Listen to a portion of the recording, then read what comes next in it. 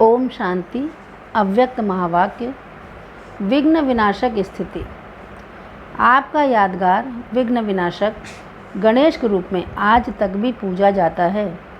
कोई भी विघ्न का विनाश करने के लिए शक्तियों की आवश्यकता है, इसलिए सब शक्तियों से संपन्न बनो। विघ्न प्रूफ चमकीली फरिश्ता ड्रेस पहनकर रहो, मिट्टी की ड्रेस नहीं पहनो। साथ साथ सर्व गुणों के गहनों से सजे रहो। विशेष 8 शक्तियों के शस्त्रों से सदा अष्ट शक्ति शस्त्रधारी संपन्न मूर्ति बनकर रहो। अमृत वेले जब चारों ओर तमोगुण का प्रभाव दबा हुआ होता है, वातावरण वृत्ति को बदलने वाला होता है, ऐसे समय पर विशेष रूप से ज्ञान सूर्य की लाइट और माइट की किरणों का स्वयं पर अनुभव करो। बुद्धि रूपी कलश में शक्तियों का अमृत धारण कर लो तो विघ्न समाप्त हो जाएंगे। स्थिति विघ्न विनाशक बन जाएगी। मनसा सेवा का अभ्यास बढ़ाओ, इससे वायुमंडल पावरफुल बनेगा। जो मनसा सेवा करना जानते हैं वो स्वयं भी विघ्न विनाशक स्थिति में रहते हैं और सेवा केंद्र भी निर्विघ्न रहता है। वहाँ किसी आत्मा के विघ्न रूप बनने की हिम्मत भी नहीं हो सकती है। माया शेर के रूप में भी विघ्न लेकर सामने आए तो आप योग की अग्नि जला कर रखो। अग्नि के सामने कोई भी भयानक शेर जैसी चीज़ भी वार नहीं कर सकती। सदा योग अग्नि जगती रहे तो माया किसी भी रूप में आ नहीं सकती है। विघ्न विनाशक स्थिति का अनुभव करने के लिए सर्व की दुआएं लो। पहले है माता पिता की दुआएं और साथ में सर्व के संबंध में आने से सर्व द्वारा दुआएं। जिन्हें सर्व की दुआएं मिलती हैं उन्हें कोई भी विघ्न जरा भी स्पर्श नहीं कर सकता है। हर कर्म, बोल और संकल्प में सहज ही योग युक्त युक्ति युक्त बन जाएंगे। विघ्न विनाशक स्थिति का अनुभव करने के लिए परखने की शक्ति को बढ़ाओ। माया किस रूप में आ रही है और क्यों मेरे सामने यह विघ्न आया है, इसकी रिज़ल्ट क्या है, यह परख लो तो परीक्षाओं में फेल नहीं हो सकते। विघ्नों को 1 सेकंड में ख़त्म करना है तो सिर्फ 2 अक्षर याद रखना कि जो कहते हैं वो करना है। जितना योग बल और ज्ञान बल दोनों को समानता में लाएंगे उतना विघ्न विनाशक स्थिति का अनुभव होगा।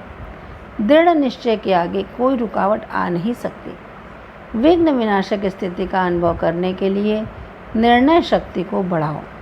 इसके लिए बाप दादा के हर कर्तव्य व चरित्रों की कसौटी को सामने रखो। जो भी कर्म व संकल्प करते हो, अगर इस कसौटी पर देख लो कि यह यथार्थ है व अयथार्थ है, व्यर्थ है व समर्थ है, तो जो भी कर्म करेंगे वह सहज और श्रेष्ठ होगा। इस कसौटी को साथ रखो तो विघ्न विनाशक स्थिति का अनुभव करेंगे। दूसरा है बेहद के वैराग्य की स्थिति। बेहद के वैरागी अर्थात राजऋषि। स्वराज्य मिला तो राजा भी हो और साथ साथ पुरानी दुनिया का ज्ञान मिला तो पुरानी दुनिया से बेहद के वैरागी भी हो, इसलिए ऋषि भी हो। एक तरफ राज्य, दूसरे तरफ ऋषि अर्थात बेहद के वैरागी। यही तपस्या का सदा और सहज फाउंडेशन है।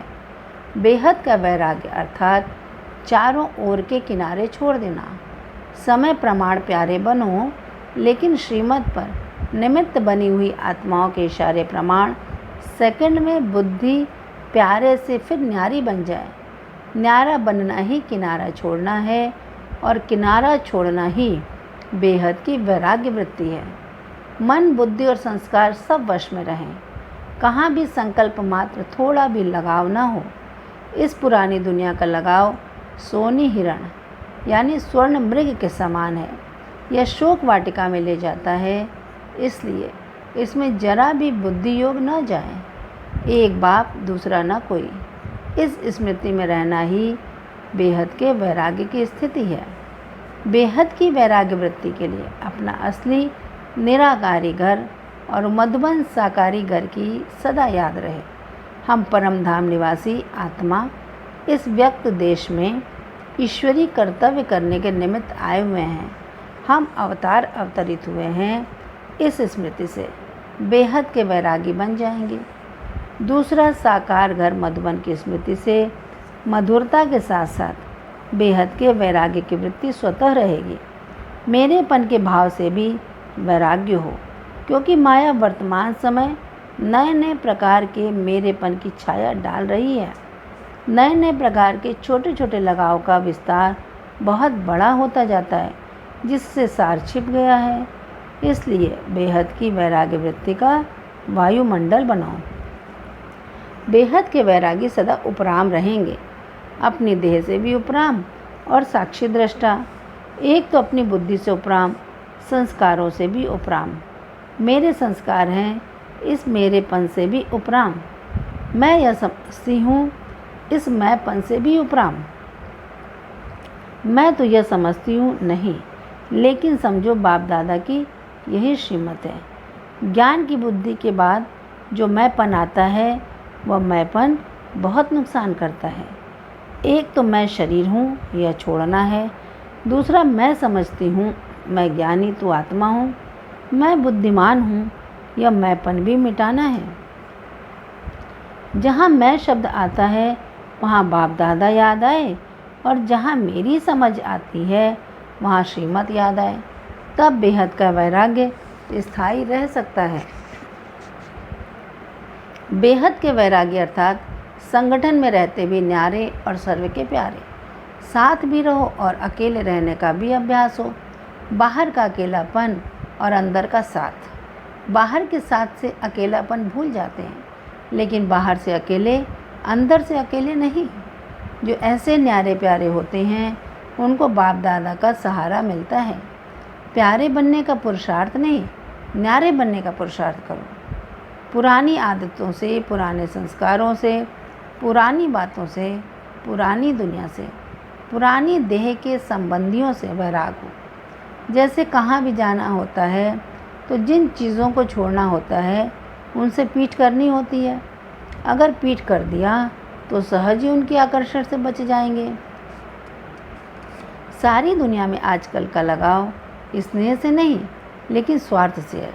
इसलिए वैरागी नहीं बन पाते। इसके लिए स्वार्थ शब्द के अर्थ स्वरूप में टिकने का पुरुषार्थ करो। स्वार्थ अर्थात स्व का यह जो रथ है, उसे स्वाहा करो। अर्थात देह अभिमान, देह की स्मृति व देह का लगाव जो हुआ है, इस स्वार्थ को खत्म करो। स्वार्थ गया तो न्यारे बन ही जाएंगे। ऐसे जो बेहद के वैरागी होंगे, वह रूह को ही देखेंगे। जैसे कोई बड़े बड़े महात्माएं बहुत समय गुफाओं में रहने के बाद सेवा के लिए सृष्टि पर आते हैं, ऐसे आप भी जब स्टेज पर आओ तो ये अनुभव होना चाहिए कि यह आत्माएं बहुत समय के बाद अंतर्मुखता, रूहानियत की गुफा से निकलकर सेवा के लिए आई हैं। आपके चेहरे से आपका तपस्वी रूप व बेहद के वैराग्य की रेखाएं दिखाई दें। अच्छा, ओम शांति।